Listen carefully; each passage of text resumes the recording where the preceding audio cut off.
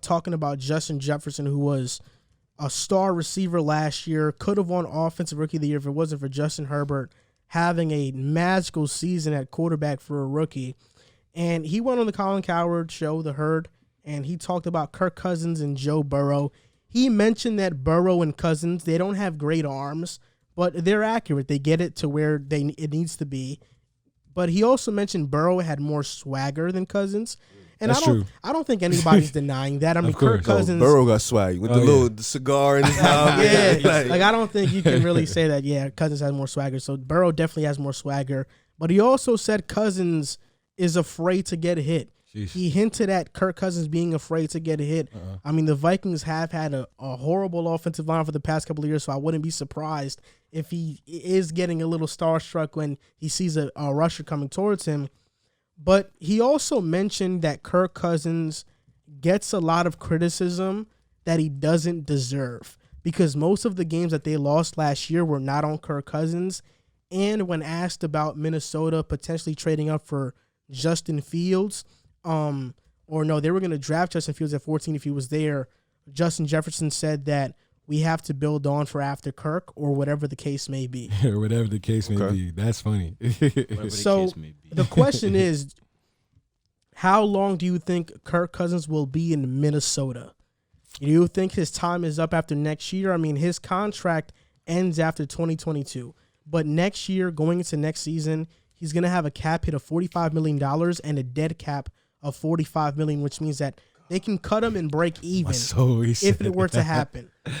I don't think anybody's in the market to trade for Kirk Cousins. No. I don't think nobody's going to do it. So I think the logical thing would be to wait out his contract. You know, I think that's the plan. I think with Justin Jefferson, though, you see him coming to the defense of his quarterback.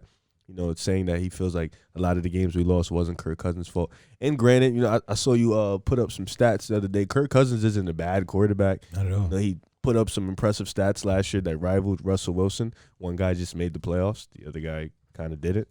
So, you know, it's one guy is magical. The other guy is just kind of like a quarterback that just does the right things, you know. And when he says he doesn't like getting hit, you know, I don't think a lot of quarterbacks like getting hit. I don't.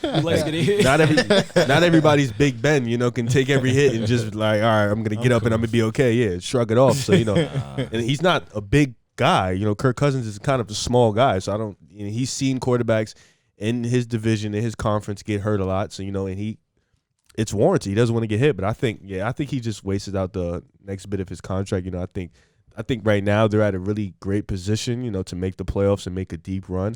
But I think it's going to come down to Kirk Cousins. Can he do it in the playoffs? But I think they're in a position to make the playoffs and make a run.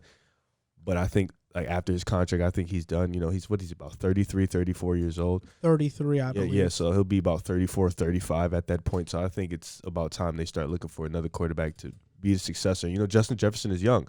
Adam Thielen, he's getting to that end of his career. You know, Justin Jefferson is young. He just got here. So, obviously, he knows Kirk Cousins isn't going to be his quarterback for the future, just for a couple years. So, I think he's looking down further in the path, and I think that's good for his age and his mindset to know that this is not the end of it all. They'll have another quarterback. So, I think, Kirk Cousins will be he'll be there for the next 2 years, maybe one. I'm going to have to give Kirk Cousins one more year. Period. I think like you said, Justin Jefferson is – shout out to the Justins, actually, Justin Jefferson and Justin Herbert, 1 and 2 for Rookie of the Year. Let me throw that out there real quick. But I think that, you know, Justin Jefferson, great receiver, one of the best in the game already, honestly, as a rookie. He looked like, you know, his year 5 or 6.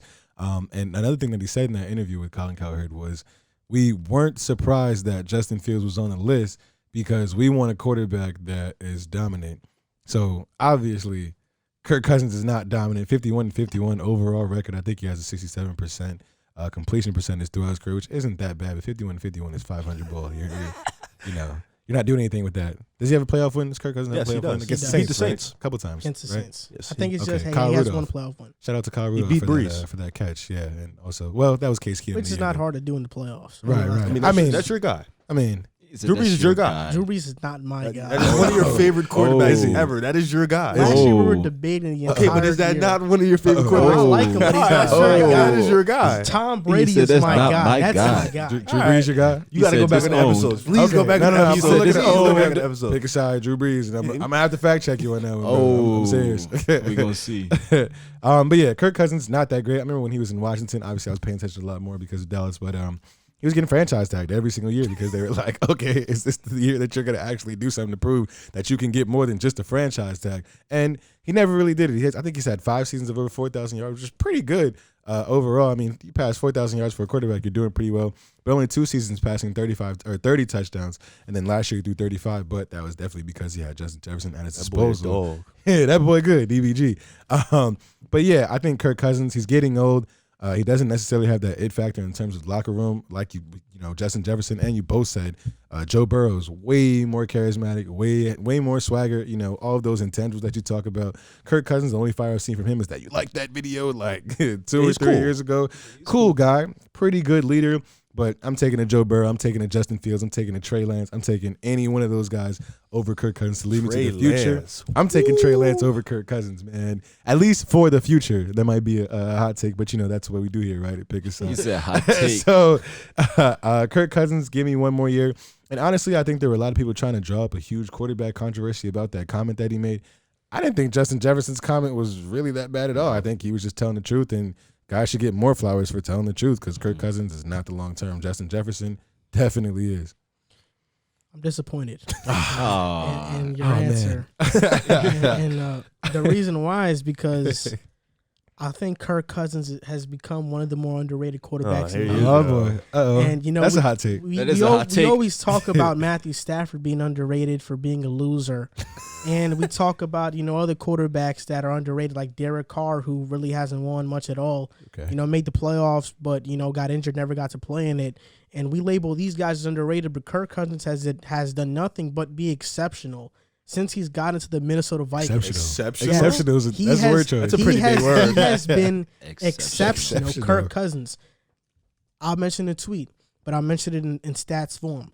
Kirk Cousins last year had 4,265 yards, threw 35 touchdowns to only 13 interceptions, and had a 105 quarterback rating. Russell Wilson threw 4,212 yards, so Kirk Cousins threw more yards.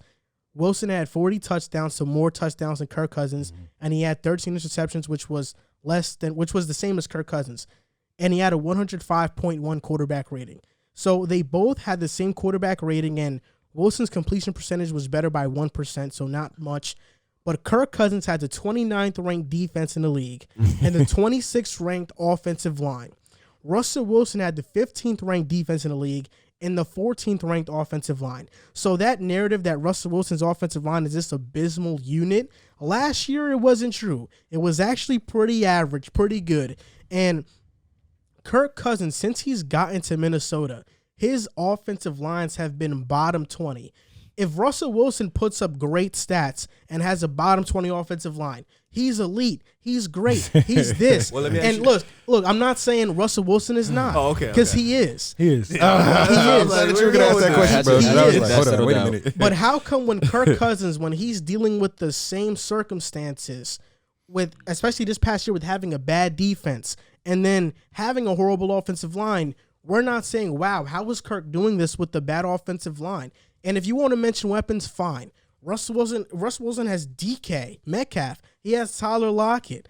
You know, when we're talking about DK and Lockett versus Jefferson and Thielen, is it that far? It's even. I think it's even. I mean, Stephon Diggs is pretty good too. Yeah, Stephon Diggs is good. Oh yeah. And then Stephon Diggs is pretty good too. And I think Dalvin Cook too kind of puts the Vikings weapons at least a little bit over the top, but I think Kirk Cousins just gets super disrespected.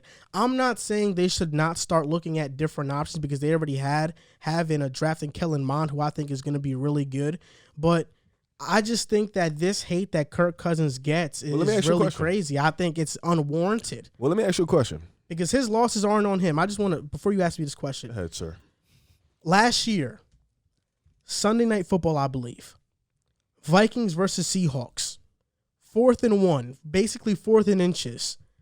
Mike Zimmer chooses to go for it. If the Vikings get this first down, they win the game. Who they give it to? Their best player? They gave it to Alexander Madison to run the ball, which is a very common thing. You're not gonna throw the ball on 4th and 1. Yeah. Nope. Dalvin Cook didn't play that game. Oh, okay. So Alexander Madison, he has a wide open lane to the right. He doesn't take it. He runs into traffic, and then turnover on downs. Russell Wilson goes down the field, scores, touchdown. Seattle wins. Is that on Kirk Cousins? Well, let me ask that you. loss is not on Kirk Cousins. What got them to that point to where the game was tied? Good question. The Vikings? Yeah. What do you mean what got them to that point? The Vikings. Yeah, like what got them to that point with the game? Like why was it 4th and 3? What did he do? What did he not do to get them 4th and 3? Well, I think three of the downs, man. That's what I'm saying. I think what you're saying is very cherry picked, and the reason for that, just a little bit cherry picking, and the reason for that's such a bad example. I just asked the question. Okay, what he did is that he threw 250 yards, had 2 touchdowns, and had a 92.8 quarterback rating. Interesting. That's what he did. All I did was ask, what did he do at the drive that you're talking about, where Alex and Madison didn't make the play? Because did Kirk make the plays before that to get them in that position? I mean, yes, he did make the plays, but 4th and 1, I think that's pretty good for a quarterback to do. What was Russell Wilson's numbers?